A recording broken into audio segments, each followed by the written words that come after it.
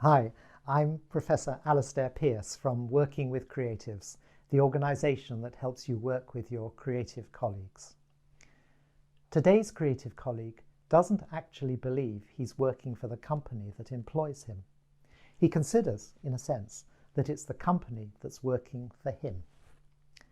He feels it's sort of his calling to do the creative things he loves doing. So for him, it's the duty of a company to employ him to do it. His subjective reality is much more to do with the employer facilitating his ambition than the other way round. He doesn't so much have a job as a vocation, and that's why I call him Monk. You'll find Monk in lots of places. I'm sure you've met him. Have you seen my video about Wobbly? Wobbly is kind of the opposite of Monk. Wobbly can't believe his luck in still being paid to do what he loves doing. Monk, on the other hand, sees no reason to believe that this might ever stop. Perhaps Wobbly and Monk are in fact the same person. He's Wobbly on a bad day, Monk when feeling confident.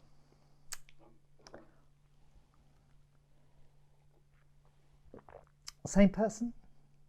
Well, maybe, but so far I've made Monk sound a bit arrogant, almost entitled, and that's really not fair, for he's a valuable creative colleague.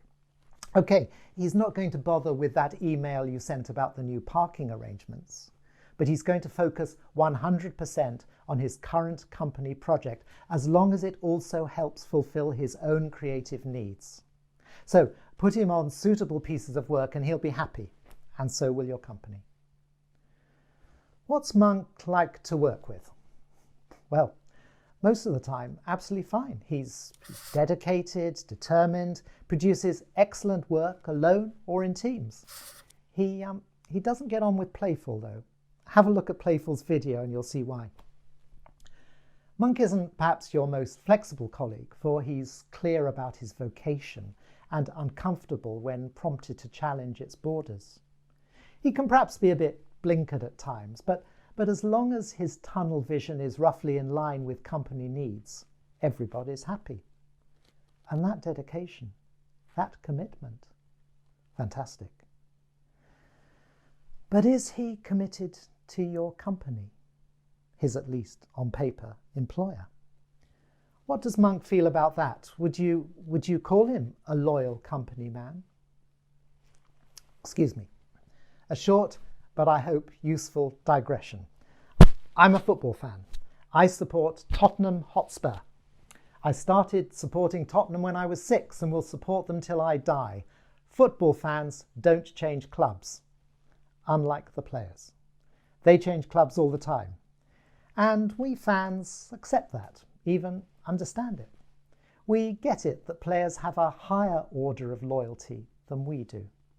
Their vocation is to football rather than the particular club that currently employs them, whilst fans' primary loyalty is to the club rather than football.